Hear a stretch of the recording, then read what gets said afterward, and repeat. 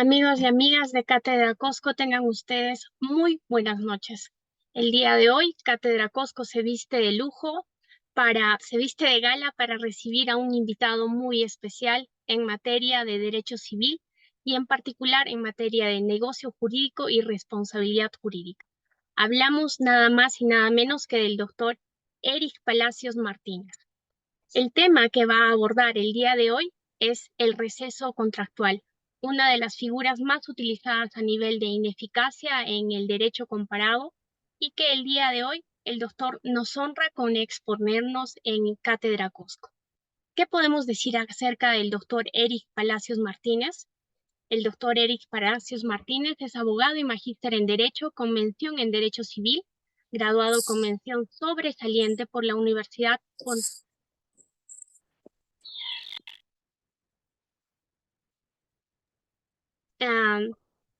también ha sido profesor, perdón, el doctor Eric Palacios Martínez ha sido profesor de negocio jurídico, desempeñó la docencia en los cursos de responsabilidad civil y obligaciones, entre otros en la Facultad de Derecho de la Pontificia Universidad Católica del Perú, en la Universidad de Lima y en la Academia de la Magistratura. Es autor de diversos artículos y ensayos, así como importantes libros tales como El negocio jurídico, Concepto y disciplina en el ordenamiento jurídico peruano, Conversión y nulidad del negocio jurídico, Derecho de las obligaciones y Contribución a la teoría del negocio jurídico. Actualmente el doctor Eric Palacios Martínez es árbitro en derecho privado y conferencista nacional y también a nivel internacional. Agradecemos a todos su gentil asistencia a nivel virtual. Les agradecemos también mantener apagados vuestros micrófonos durante la transmisión y como saben, al final de la conferencia podrán encender sus micrófonos para despejar las diversas dudas y comentarios que tengan respecto a esta conferencia. Damos la más cordial bienvenida al doctor Eric Palacios Martínez. Doctor Eric Palacios Martínez, sea usted bienvenido a Cátedra Cosco. Muchísimas gracias por aceptarnos la invitación. Queda usted en uso de la palabra. Adelante, doctor.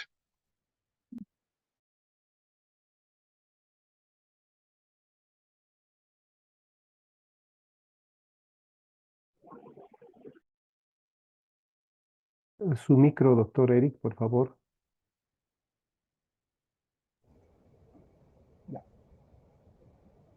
Gracias por la invitación a Cátedra Cusco. Bueno, es la primera vez que tengo la oportunidad de tener una conferencia para esta institución.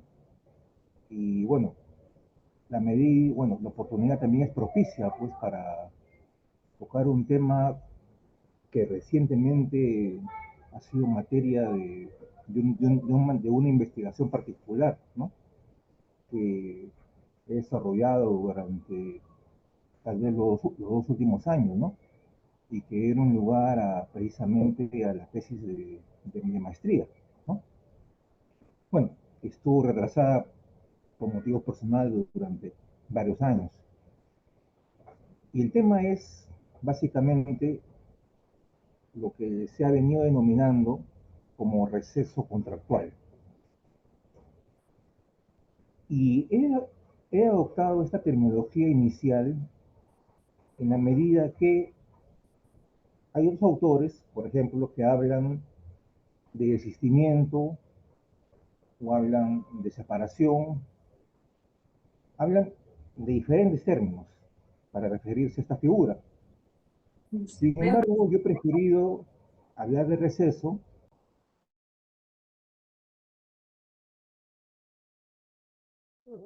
Por favor, su micro, doctor. Su micro, doctor Eric. Gracias, doctor. Ya, decía, bueno, el micro lo han cortado, estaba prendido. Esta terminología de receso contractual me permite a mí establecer ciertamente un mejor acercamiento ad initio a la figura. ¿Por qué? Porque si yo hablo, por ejemplo, de desistimiento o arrepentimiento o separación, estoy dando la idea de que yo me estoy retirando, que me estoy separando, que estoy dejando de lado el contrato. Y lo estoy dejando aparentemente con efectos, funcionando. Lo cual no es cierto. Cuando yo actúo la figura de receso, lo que estoy haciendo en el fondo es truncar los efectos contractuales, cortarlos, como el término bien induce a pensar. Estoy recesando el contrato, lo estoy privando de efectos. Y esto es conforme a la doctrina. Por eso es que he adoptado este término y no los otros términos que generalmente se usan en doctrina extranjera, ¿no? Porque en el Perú, básicamente, pues, los autores que han tratado el tema en forma, digamos, limitada o de manera inadecuada, en algunos casos, hablan más bien de desistimiento, ¿no? El único autor que yo he podido leer que habla así con coherencia, ¿no? Dentro de esta categoría es el doctor Luciano Barrio de la Ochada, ¿no? Que sí usa el término receso, ¿no? Que para mí es adecuado y en esto sí concuerdo con él, ¿no? Aunque tengo algunas discrepancias, evidentemente, ¿no? En el desarrollo, pero en la terminología y en la conceptuación general estamos de acuerdo, ¿no? Ahora bien, ¿qué es esto de receso? Porque es una figura nueva, es una figura, bueno, nueva para nosotros, nueva en el contexto sudamericano del civil law, ¿no? Pero no es nueva en el contexto europeo, ¿no? Donde ya tiene varios años de desarrollo. Por eso es necesario primero encuadrar bien la figura de receso dentro del sistema de ineficacias, posteriormente examinar cuál es la situación jurídica subjetiva que está detrás de esta figura, y después ver su concepto, alguna u otra clasificación que se ha podido dar a ella, y finalmente tocar el tema en nuestra legislación, en la codificación civil. Comencemos. Cuando analizamos el sistema de ineficaces negociales, ya sabemos, un nombre que yo he tomado, ¿no? del recordado profesor Domenico Barbero, allá por el año 1950, decía, en el sistema de ineficaces negociales, básicamente se distinguen dos grandes categorías, que ya las manejamos seguramente, ¿no? La invalidez y la ineficacia. Dentro de invalidez, ya sabemos, también nulidad y anulabilidad, ¿no? Temas que también he desarrollado. El tema viene centrado, entonces, en ineficacia, llamada por algunos ineficacia en sentido estricto, también llamada por la Audiencia Nacional como ineficacia funcional, aunque el término no me parece tan adecuado, pero todavía con algunas precisiones podría ser utilizado. Pues bien, ¿cuáles son las características de estas dos grandes figuras? Bueno, la invalidez se rige por el principio de legalidad, ¿no? Básicamente, o sea, las causales de invalidez, nulidad, anulabilidad son taxativas, ¿no? Son siempre, eso sí, originarias. Ellas son originarias, siempre. Nace en el momento en que el negocio se estructura. Son coetáneas al perfeccionamiento de estructura. Claro, algunos autores han hablado de nulidades sucesivas, ¿no? Pero es un tema bastante discutible. Por ejemplo, con respecto a la afectación de la causa, ¿no? Cuando el elemento finalidad, función, deviene ilícito, después se elabora el contrato, ¿no? Y se pone el ejemplo del contrato de arrendamiento, que mediante una adenda se convierte en un contrato de arrendamiento ya no de una casa de habitación, sino, por ejemplo, de un burdel, un prostíbulo, ¿no? Entonces, pero para mí el cambio de causa en ese supuesto, que lo convierte en ilícito, involucra también el cambio de tipo. O sea, es otro contrato, otro contrato. Y es nulo con respecto a ese otro contrato, no con respecto al primer contrato, o al contrato originario, si se quiere decir. Entonces, es una problemática profunda que no se puede tratar en esta conferencia, tiene como objetivo el receso. Pues bien, decía, Doctor, la disculpe, invalidez se rige por el principio de legalidad, ¿no? doctor, disculpe la Y también interrupción. es coetánea.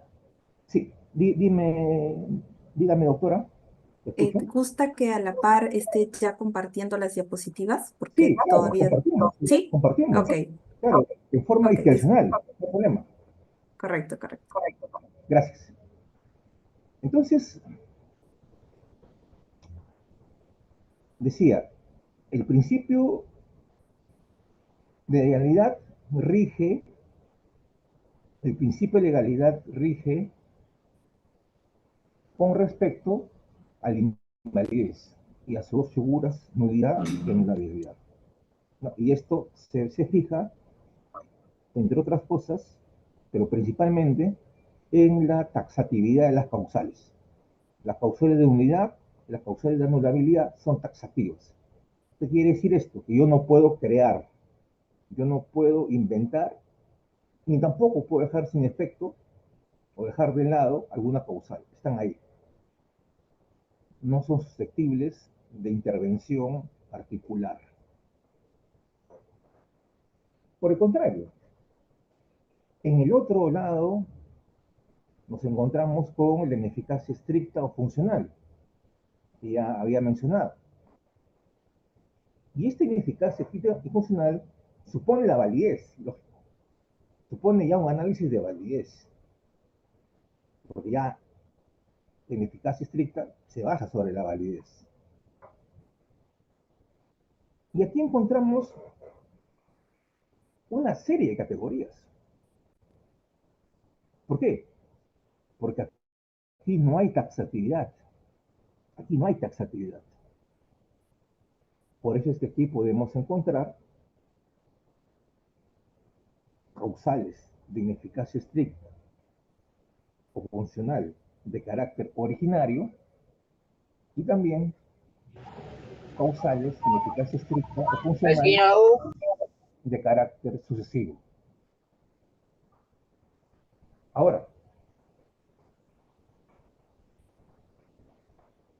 en alguna oportunidad se ha discutido la posibilidad de hablar en torno a la ineficacia estricta y hablar dentro de ella de una categoría referida al carácter originario, es decir, una ineficacia estricta del carácter originario. Y sí existe. ¿Por qué? Porque antes se decía que el carácter originario era exclusivo de la invalidez. O sea, la invalidez solamente es originaria. Y la ineficacia estricta se decía sobrevenida. Es falso. Eso es falso. Y en eso discrepo de lo que en un momento decía mi maestro Luis Arroyo Córdoba, ¿no? Existen, sí, y es claro, y la codificación respalda ello. Supuestos de ineficacia estricta de carácter originario. Por ejemplo, la condición suspensiva. Cuando pactamos una condición dentro de un contrato, ¿qué es lo que estamos haciendo? Estamos paralizando el efecto de forma originaria. O sea, del momento en que se concluye el contrato, en la estructura del mismo, insertamos un pacto, que es precisamente la condición. Y siendo ella suspensiva, porque también hay condición resolutoria, que es distinta, siendo ella suspensiva, no permite el surgimiento de efectos. Es decir, no va a haber eficacia. inicialmente. Solamente habrá eficacia No, si se, solamente habrá eficacia si es que se produce el evento incierto futuro, o el evento futuro incierto. Ahora bien, también hay, eso sí, ineficacias estrictas de carácter sucesivo o sobrevenido, como generalmente se les denomina, ¿no? Y son la gran mayoría. El ejemplo más típico, conocido, es la resolución, en sus diferentes modalidades, ¿no? Recordemos, ¿no? Hay resolución por excesiva onerosidad, hay resolución también por imposibilidad sobreviniente, hay resolución también por mutuo disenso. Hay varios tipos de resolución, pero la principal, la que ha llamado la atención de manera, digamos, permanente, es la resolución por incumplimiento. En este tipo de resolución es el incumplimiento el que va a generar la pérdida de efectos. Claro está, si es que la parte afectada así lo decide. Pero el incumplimiento es el hecho que otorga a la parte que ha cumplido la prestación a su cargo poder privar de efectos mediante los mecanismos que la ley establece, ¿no? Resolución por autoridad de acreedor, resolución judicial, resolución por clase de oratoria expresa, resolución por término esencial, variedad, una variedad, una variedad de mecanismos resolutorios. Ahora bien, lo vuelvo a repetir, hay una infinidad, puede haber un gran número de tipos de ineficacia. ¿Por qué? Y aquí viene tal vez la idea fuerza en este punto. La ineficacia se inspira en un principio antitético al principio de legalidad. La invalidez se rige por el principio de legalidad, como ya hemos visto, pero la ineficacia se rige por el principio antitético, es decir, por el principio de autonomía privada. ¿Qué quiere decir ello? Que en ineficacia yo sí puedo pactar, yo puedo dejar sin efecto una resolución, puedo dejar sin efecto una condición suspensiva, también una resolutoria. Aquí está el receso. El receso es un tipo de ineficacia, un tipo de ineficacia estricta, de carácter sucesivo y de carácter sobrevenido. Este es el primer punto. Aquí está enfocado el receso. El receso, repito, entonces es una forma de ineficacia estricta de carácter sucesivo que, obviamente, como todo tipo de ineficacia, genera la terminación, la disolución de los efectos contractuales. Ahora, como siguiente punto, ¿cómo funciona el receso? Y aquí venimos a tratar un poco el receso ya ubicado en el sistema, también el sistema, de las situaciones jurídicos objetivas. Siguiente diapositiva. ¿Qué es una situación jurídico subjetiva? Bueno, ya muchos creo que manejan el tema. Pero un concepto propio a veces es bueno para poder ver mi manera de ver la problemática. Una situación jurídica subjetiva es una herramienta que me brinda el ordenamiento jurídico para satisfacer mi interés o para satisfacer el interés ajeno. Son herramientas que el ordenamiento usa para la satisfacción de intereses en general, sea propio o ajeno.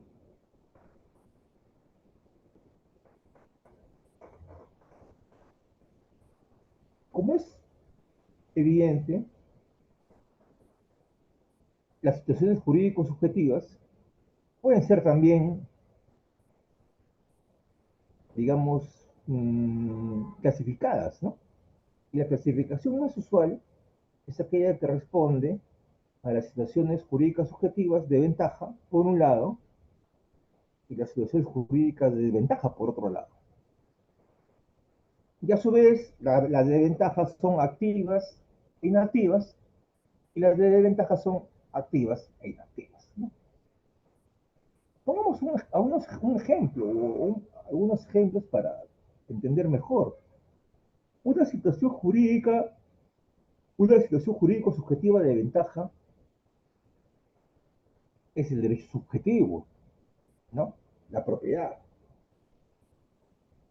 Tal vez sea la más importante situación jurídica, la situación jurídico subjetiva, hecho subjetivo.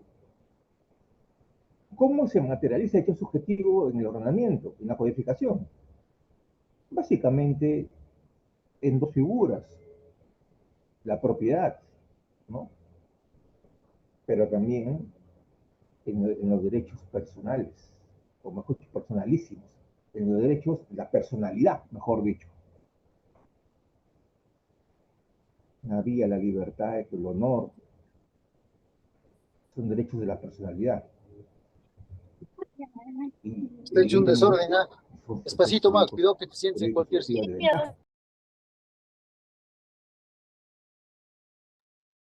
Disculpe, doctor, por equivocación he silenciado su audio. ¿Podría reactivarlo? Gracias, disculpe.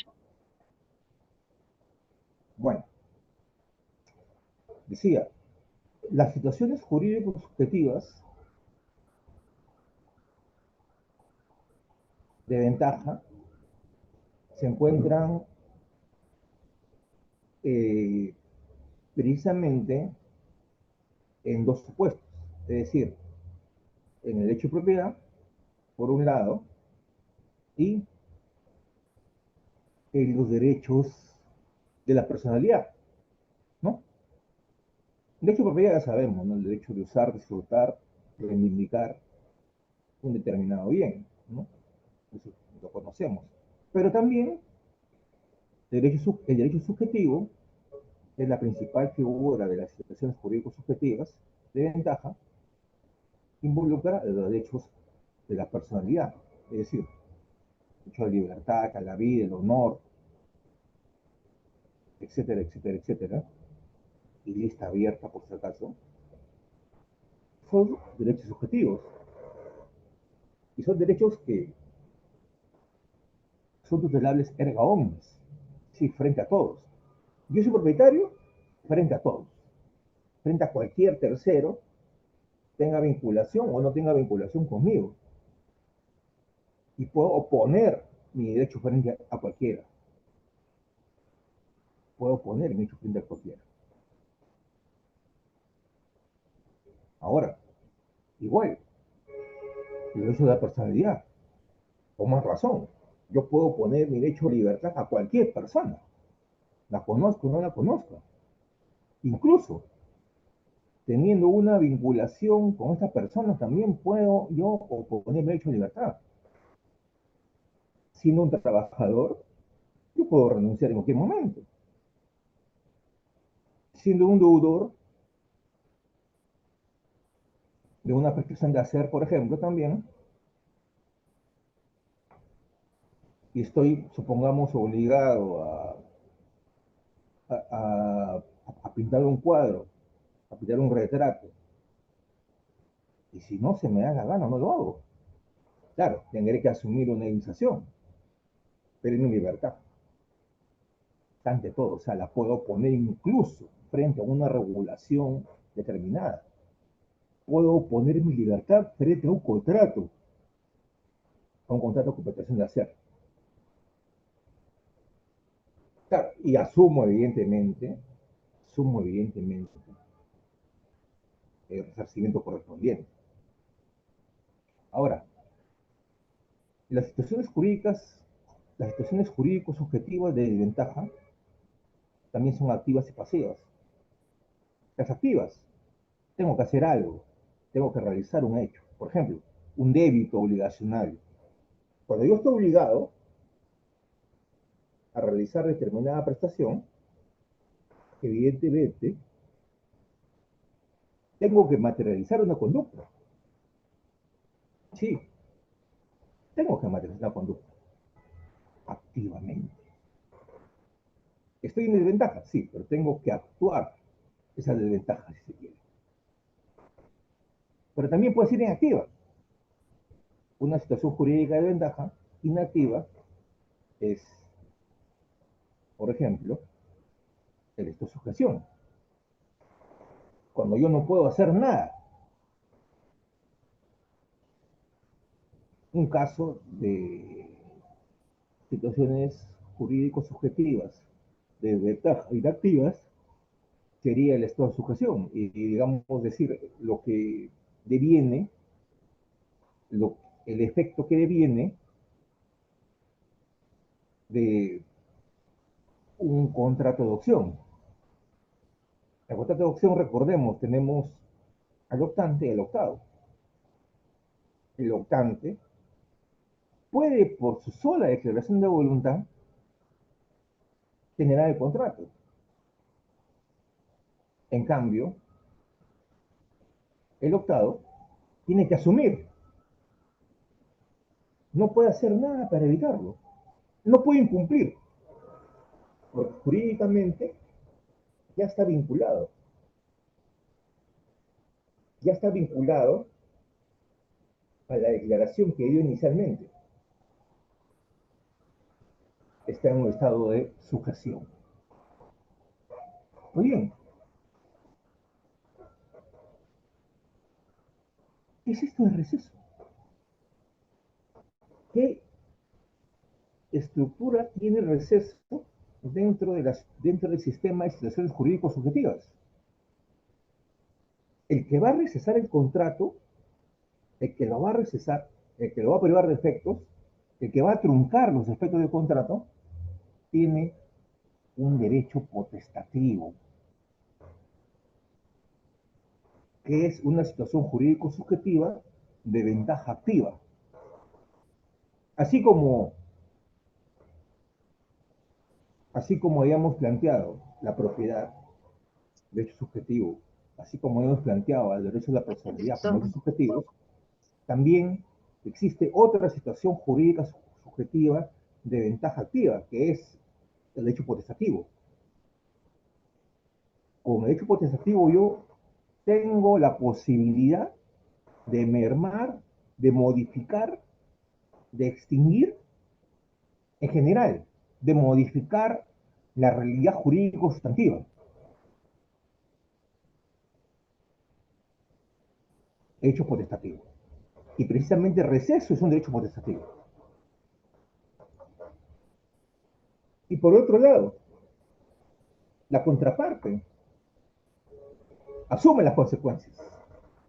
No puede hacer nada para evitar, no puede hacer nada para evitar que yo recese el contrato. No puede,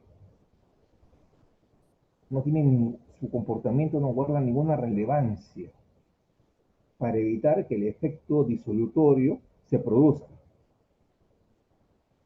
No, no puede hacer nada. Por eso se dice, es el recesado, o sea, quien asume las consecuencias del receso está en un estado de sujeción.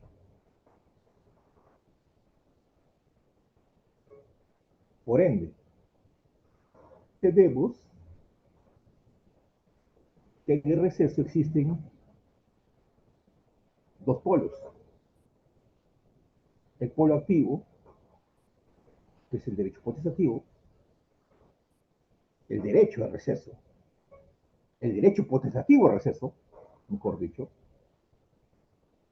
y por otro lado, un estado de sujeción irrecesado. Esta es la ubicación de receso en las situaciones jurídicas subjetivas. En las situaciones jurídicas subjetivas.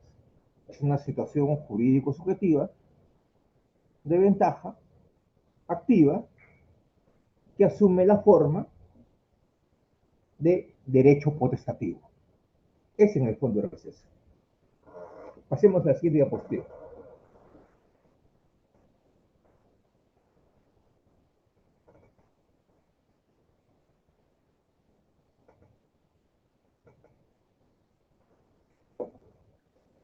Concepto de receso.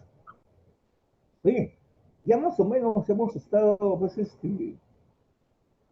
definiendo a través del acercamiento de receso a ineficacia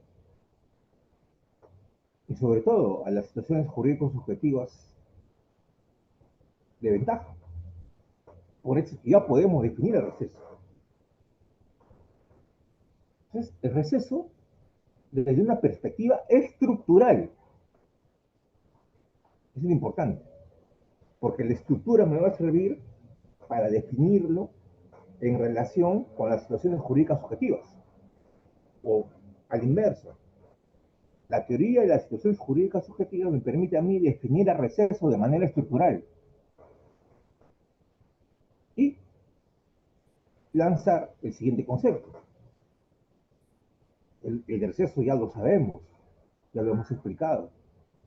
Es un derecho potestativo. Es una situación jurídico-subjetiva de ventaja que asume la categoría de hecho potestativo y es ejercida, y esto es nuevo, avanzamos, es ejercida a través de una declaración de carácter ficticio. ¿Te explico?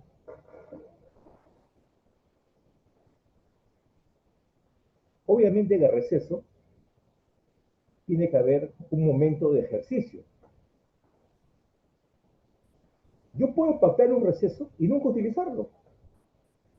La ley puede otorgarme un derecho a receso y yo nunca utilizarlo. ¿Sí? Necesito yo ejercitarlo.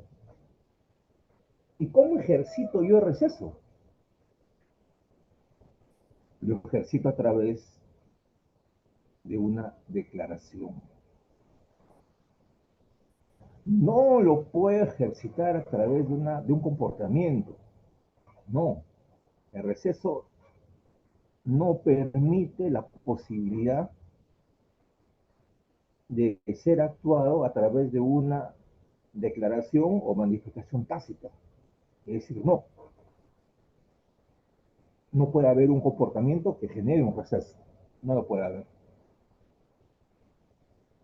Aquí hablamos simplemente de declaraciones o manifestaciones de voluntad expresas. Expresas. De acuerdo a lo regulado en el artículo 141 del Código Civil. ¿No? Ahora, resistencia. Claro, pues. Tiene que ser resistencia. ¿Por qué? Porque el receso o la declaración de receso tiene que ser conocida por otra parte para que surte efectos. Sería absurdo pensar que la otra parte va a haber privado el contrato sin que tenga conocimiento de ello. No, pues, evidentemente, la contraparte tiene que tener conocimiento.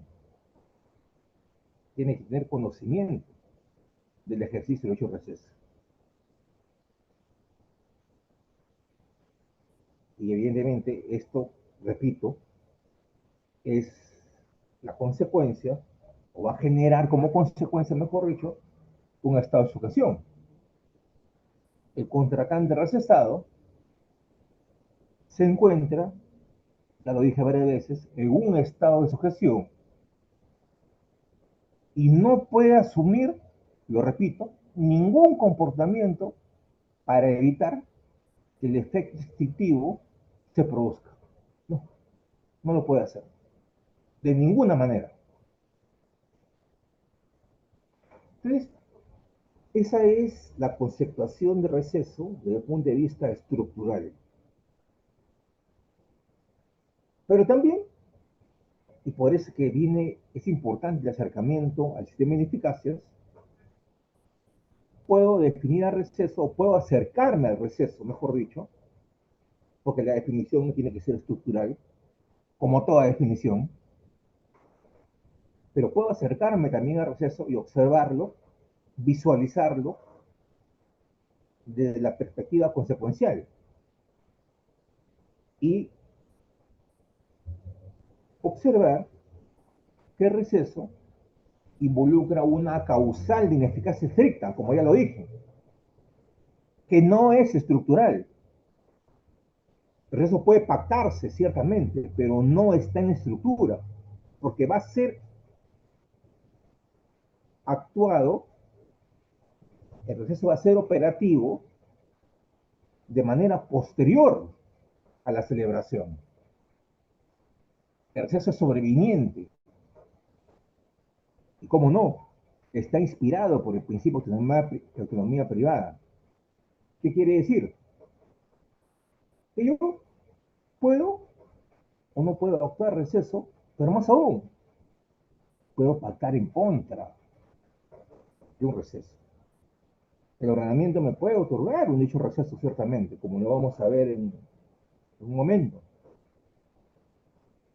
Pero yo puedo dejar sin efecto esa norma que me otorga ese derecho positivo receso. Pero más aún, también puedo pactar un receso. En un determinado contrato, yo puedo pactar un receso. Nada obsta. ¿Y cuál es la consecuencia? La consecuencia va a ser, claramente, ya lo dije, la extinción de una relación jurídica de orden contractual. Y esto es nuevo, pero con carácter no retroactivo. Con carácter no retroactivo. Es decir, el receso funciona ex nunc.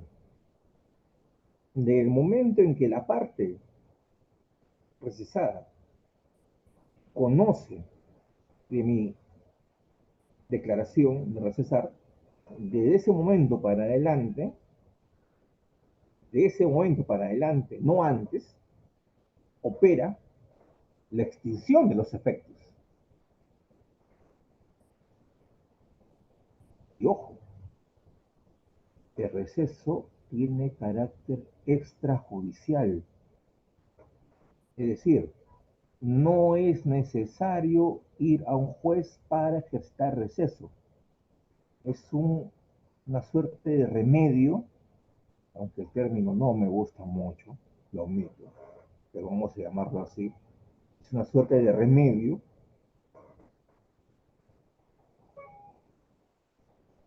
que no tiene que ser actuado en la vía judicial. No, lo puedo actuar en forma directa. ¿Puedo ir al juez? Sí. ¿Puedo ir al tribunal arbitral? ¿Puedo ir al árbitro? Sí.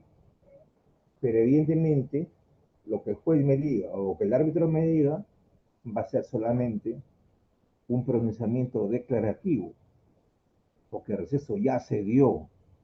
Eso ya se dio en un momento en que yo expido la declaración de receso y esta declaración recepticia es conocida por la contraparte. Desde ese momento se extingue el contrato.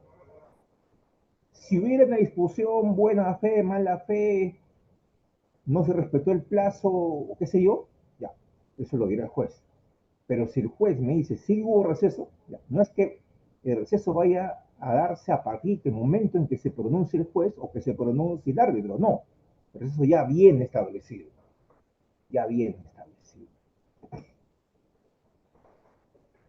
Ahora vamos a ver porque el tiempo está acabando, las clasificaciones de receso, rápidamente.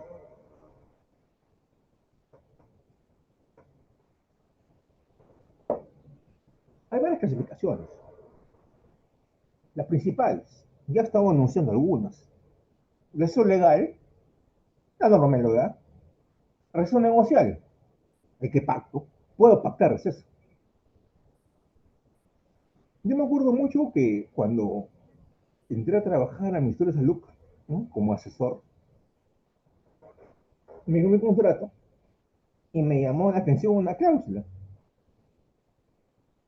que decía: el ministerio puede resolver el contrato en cualquier momento sin expresión de causa y sin que haya resarcimiento alguno. Y dije, ¿qué? A mí me habían enseñado, bueno, que la resolución siempre tenía una justificación, ¿no? Sea el incumplimiento, sea la imposibilidad, una justificación. Sea la exceso sea el propio pacto. Esto está muy raro. Es mutuo disenso, pero yo no estoy, tampoco es mutuo disenso, porque yo no estoy dando consentimiento a esto. Además, mutuo disenso se opera después de que está pactado. Aquí no, aquí es inicial. Bueno, investigando, dije, pues eso. Dije, esta categoría no está en el ordenamiento peruano. Pero no pregunté, tampoco me quejé. Al final trabajé como 10 años en el ministerio en asesoría jurídica de esta dirección y también en la Procuraduría Pública, ¿no? Así que mayor problema no hubo, pero me llamó la atención, ¿no? Por eso, hay receso legal y receso negocial, ¿no? O pactado, ¿no? También se puede hablar de receso de acuerdo a su función, ¿no? Hay recesos con función determinativa, ¿no? Por ejemplo, un contrato de arrendamiento puede darse de que alguna de las partes le pueda poner fin en cualquier momento. Y entendamos el supuesto. En un contrato de arrendamiento, el plazo es esencial, porque claramente no puede haber un contrato de arrendamiento perpetuo. No puede haber. Sería una venta ya. Pero no podría haber un contrato de arrendamiento perpetuo. Está un plazo. Y este plazo puede quedar a expensas de una parte. Claro, con un máximo de 10 años, lógicamente. Pero puede quedar a expensas de una de las partes. Entonces, en ese momento que la ley me permite a mí,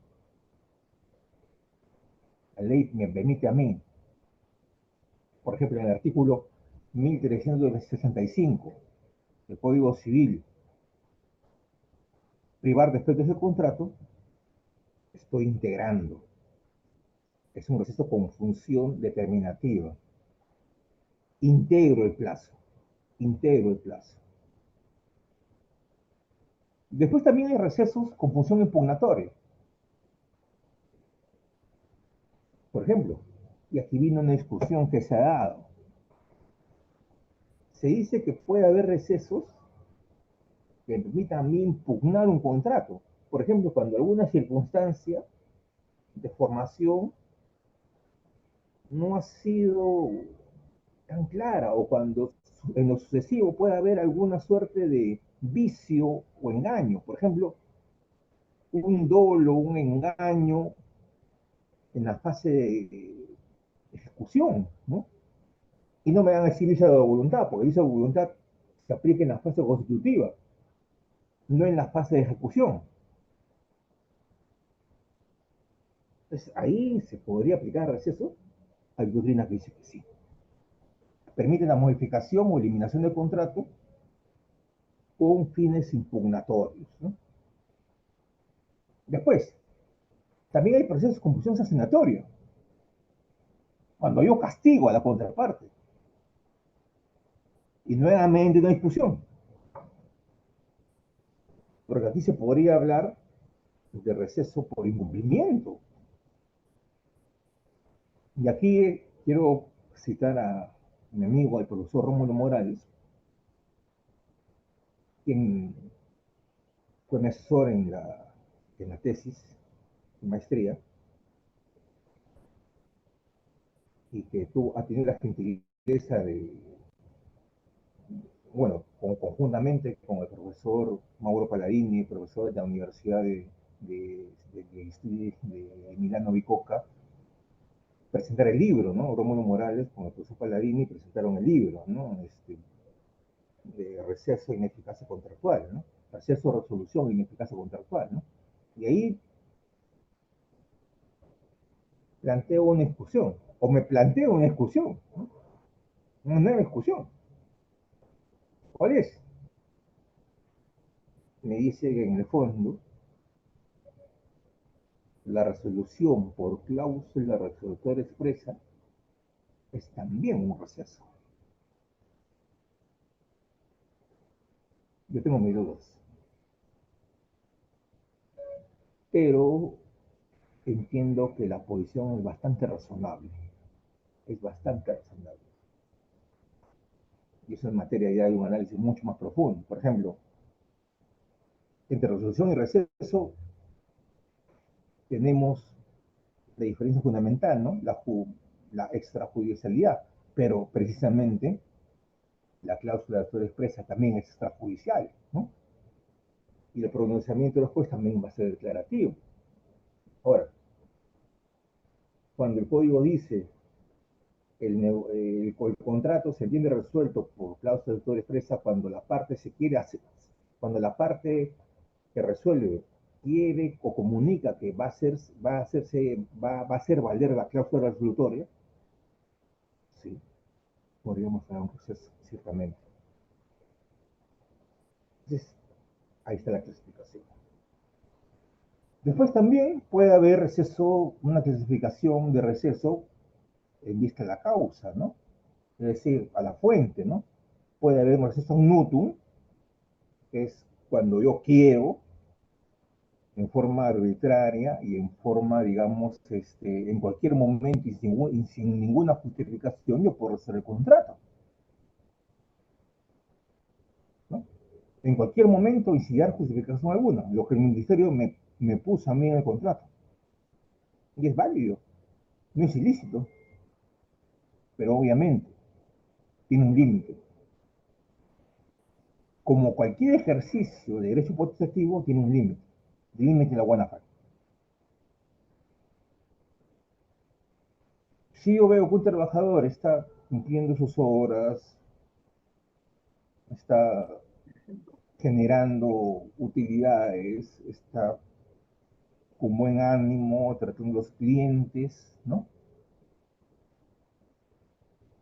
Es evidente pues, que un receso podría generarle daño. Y lo puedo hacer, pero tendría yo que resarcirlo en caso de receso se considere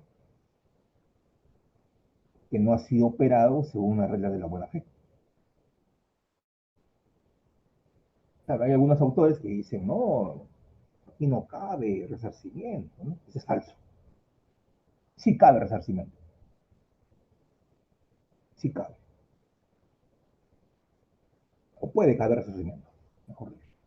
Pues también hay receso, por el otro lado, receso por justa causa. Es decir, cuando hay tiene que haber una justificación, tiene que haber algún tipo de motivación, tiene que haber alguna justificación en el fondo, ¿no? Como dice, por justa causa una justificación que me permite a mí operar así. Pues bien, ya tenemos todo el marco. Y la pregunta es, de alguna manera, ¿y esto de qué me sirve? ¿En el código hay receso? Yo diría, sí. Y durante muchos años, los grandes autores no se han dado cuenta. Es más, hasta ahorita, algunos grandes profesores, que todos los días los veo en el Facebook, con conferencias, seminarios y demás, no conocen el tema. Es más, alguno me preguntó, ¿eso qué tiene que ver con el contrato? Imagínense. El contrato no está en receso, me decía. El contrato está en expansión, se expande cada vez más. ¿Sí? No entendió. El contrato sí está en el Código Civil, sí está en la codificación. Sigamos, siguiente diapositiva. Y voy a analizar dos artículos nada más, para terminar. Me voy a referir al artículo 1365, que es el artículo modelo del Código Civil, que está pensado justamente en la parte general. En la parte general. ¿Qué es el artículo 1365?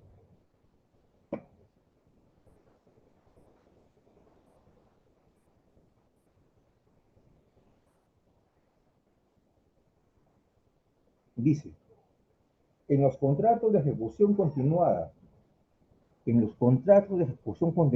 pienses en el arrendamiento principalmente, que no tengan plazo convencional o legal determinado, ¿no? Cualquiera de las partes, ojo, miren, cualquiera de las partes puede ponerle fin mediante aviso previo remitido por vía notarial. Carga, con una anticipación no menor de 30 días. Transcurrido el plazo, el contrato queda resuelto, dice el código. Esto no es resuelto. El contrato queda recesado. Es decir, cualquiera de las partes puede ponerle fin. Sin que haya incumplimiento. Miren, ahí no dice ningún incumplimiento. Puede ponerle fin. ¿Por qué? Porque hay un principio, doctores. Hay un principio que rige en todo el derecho a obligaciones, y yo diría en todo el sistema de las situaciones, o mejor dicho, de las relaciones jurídicas, o de las situaciones de relaciones jurídico-patrimoniales, ¿no? El principio de la temporalidad de las vinculaciones jurídico-contractuales. Es decir, la obligación, por ejemplo, decía Giorgiani, un autor al que yo sigo, ¿no? Que ahora lo critican, las novedades están a la par del día, pero yo no me guío por las modas, yo puedo de mi raciocinio nada más. Decía Giorgiani, que una obligación está hecha para extinguirse. Mientras menos dura una obligación, el ordenamiento está mejor. Las relaciones jurídicas patrimoniales son de naturaleza temporal, son relativas, están hechas para extinguirse. No podemos admitir, y aquí se puede, digamos, de manera antitética, involucrar un principio, el principio de la prohibición de las relaciones jurídico-perpetuas. Y esto está en el ordenamiento, aparte del receso. Por ejemplo, cuando en el arrendamiento se ponen plazos máximos, ¿no? El arrendamiento máximo son 10 años. Y si no pacto 10 años, se reduce el plazo. ¿Por qué? Porque el ordenamiento no quiere relaciones perpetuas. No las quiere. Situaciones perpetuas, sí. Y ni ello, porque la propiedad es perpetua con respecto al factor abstracto, pero la propiedad va variando. La propiedad dura en una persona a lo máximo mientras sea viva. Está limitada a lo máximo a la temporalidad de la vida de una persona, más no. Y después también darse cuenta cómo en este artículo del Código Civil se permite, que este es un receso legal básicamente, se permite que yo pueda en un momento decidir, cualquiera de las partes puede decidir en ese momento si es que quiero el contrato o no. si lo extingue o no. Por eso algunos autores hablan de que el receso en el fondo también puede ser conceptuado como una suerte de negocio jurídico unilateral, un negocio jurídico extintivo, dicen. Yo creo que no, porque el receso ya está dentro, es un hecho potestativo, no es un negocio jurídico. Pero bueno, discusión aparte. El receso también está dentro de este marco que ya les he explicado, que es el marco de la buena fe, ¿no? Marco de la buena fe, o sea, eso también está limitado por la buena fe. Ese es el receso legal. Otro ejemplo de receso legal, el artículo 1769 del Código Civil. Y hay varios, ¿ah? Simplemente poniendo dos ejemplos. En el libro van a encontrar como 15 ejemplos. Y no solamente en el Código Civil, sino también en la norma laboral, en la norma de contratación pública, en la norma de derecho consumidor. Ahí también está el acceso. Pero vayamos al artículo 1769. El locador puede, dice el artículo 1719, el locador puede poner fin a la prestación de servicios por justo motivo. Allá. Pues eso es legal por justa causa. No es ad nutum. El otro era ad nutum. El 365 es ad nutum. Por cualquier momento. Sin decir nada. En cambio, aquí no. Aquí el locador puede poner fin a la prestación de servicios por justo motivo. ¿Qué es justo motivo? Ahí decidimos, ahí el juez de repente va a tener que evaluar, ¿no? De repente, justo motivo es cuando ya no tengo posible. Yo me he comprometido a un suministro, ¿no? Y he pactado un receso, digo, pero con justo motivo. ¿Cuál podría ser el justo motivo? Justo motivo podría ser que yo ya haya perdido solvencia económica por un incidente financiero, ya no tengo posibilidad, entonces, por justo motivo, receso. Pero aquí estamos hablando en el artículo 1719 de una locación, el locador, o sea, digamos, quien presta el servicio. ¿Por qué? Por la libertad. El locador, en uso de su libertad, puede poner fin a la operación de juicio, pero por justo motivo. O sea, es libre, sí, pero no afectemos la libertad del otro. Tiene que haber justo motivo. Antes del vencimiento del plazo, y siempre que no cause perjuicio comitente. Eso es legal. Un supuesto interesante, con eso termino. No tengo a la mano la norma, pero la pueden ubicar. La renuncia. La renuncia en hecho laboral. Evidentemente, se me paga gratificación, se me paga CTS, todos mis beneficios al día, me dan seguro, todo bien. La empresa a la que presto servicios me da un buen ambiente de trabajo, confortable, todo lo demás. Un día yo amanezco y me cansé de mi día monótona y tengo dinero ahorrado y me voy a ir de este país, no voy a regresar. Y renuncio con el plazo, 15 días o 30 días y renuncio. ¿Por qué? Esto estaba bien. Mi libertad. Por eso finalizo esta sesión indicando que el receso puede ser entendido también como un instrumento que me permita a mí tutelar mi libertad, ¿no? Y justamente mi libertad no es otra cosa que la autonomía privada. No hay prohibición para receso. No hay prohibición. Es claro. Muchas gracias. Doctor Palacios, muchísimas gracias por su conferencia. Gracias por habernos regalado su tiempo y conocimientos al haber presentado esta institución del derecho de contratos denominada por usted el receso contractual.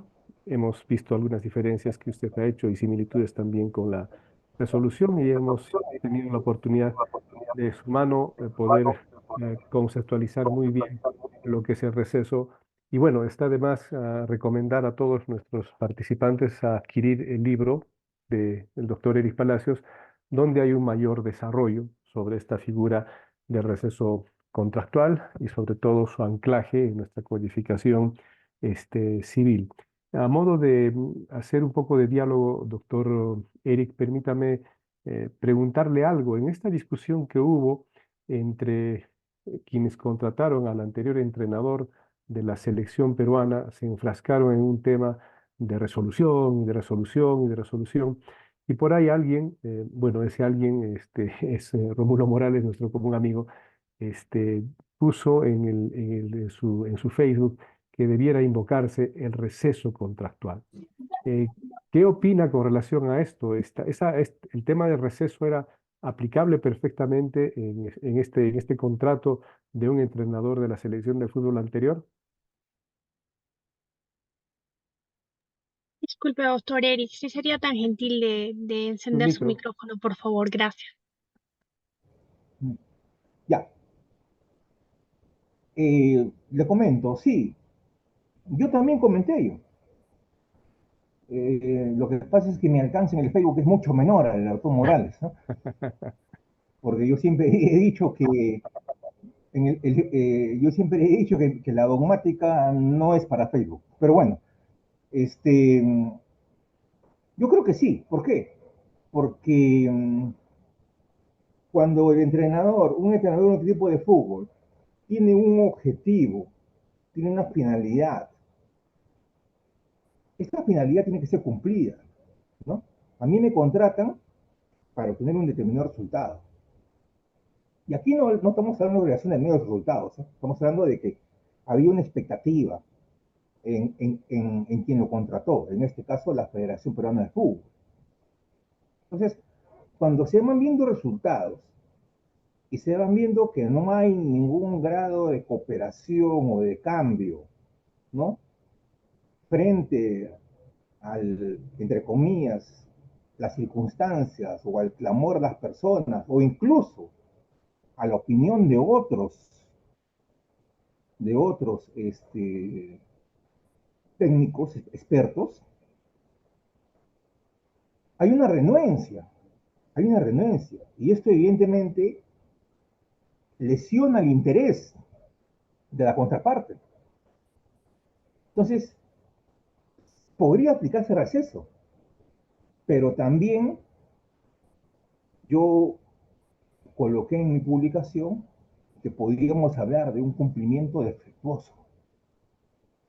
Es decir, un cumplimiento que ciertamente se dio, porque el señor sí entrenaba, iba, dirigía los partidos, ¿no? Y aparentemente era una persona disciplinada, ¿no? En eso sí nadie lo cuestiona, ¿no? Pero que no había resultados. Entonces, al no haber resultados, por ejemplo, yo había propuesto, ¿no?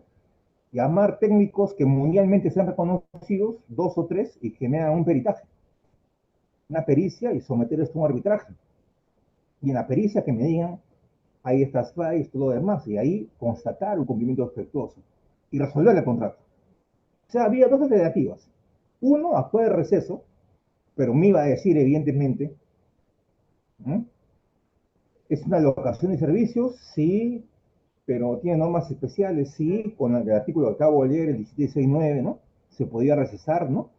Pero también podíamos, sí, para evitar mayor cuestionamiento al tema de la resolución, pues cumplimiento defectuoso, ¿no? Había para mí dos de ellos en ese caso. Gracias, doctor. Y una última pregunta antes de darle el paso al doctor Luis Manuel Castillo. De todas maneras, hubiese tenido que haber una indemnización en el caso de receso. Sí, yo pienso que sí. Yo pienso que sí. Bien, bien, Yo doctor. pienso que sí. Gracias. Vamos a ceder el uso de la palabra al doctor Luis Manuel Castillo Luna, quien es juez superior de la Corte de Lima. Doctor Luis Manuel, ¿lo escuchamos? Doctor Fernando, buenas noches. Doctor Eric Palacios, muy buenas noches. Gracias por su disertación, siempre tan clara. Quisiera hacer una pregunta, doctor. Yo escuché en el transcurso de su disertación que usted no estaba de acuerdo con el término de remedio al receso contractual, o que no compartía esa denominación. Le pregunto esto porque nosotros sabemos que los remedios permiten a las partes liberarse de los efectos adversos de un contrato, podríamos decirlo así, ¿no? Eh, ¿No es acaso el receso también, o no tendría esta finalidad el receso, el permitir que una de las partes se libere de este contrato que les es adverso de alguna manera, como en el caso que ustedes han puesto, ¿no? El de la ocasión de servicios del entrenador de la selección peruana? Para la federación le resultaba adverso, no beneficioso, este tipo de contrato. Entonces, si el remedio tiene esa, digamos, esa finalidad, me pregunto, ¿no sería válido también denominar los remedios juntamente con la rescisión, la resolución, que son remedios conocidos, ¿no? Sí, a ver, le agradezco la pregunta porque me permite hacer una aclaración.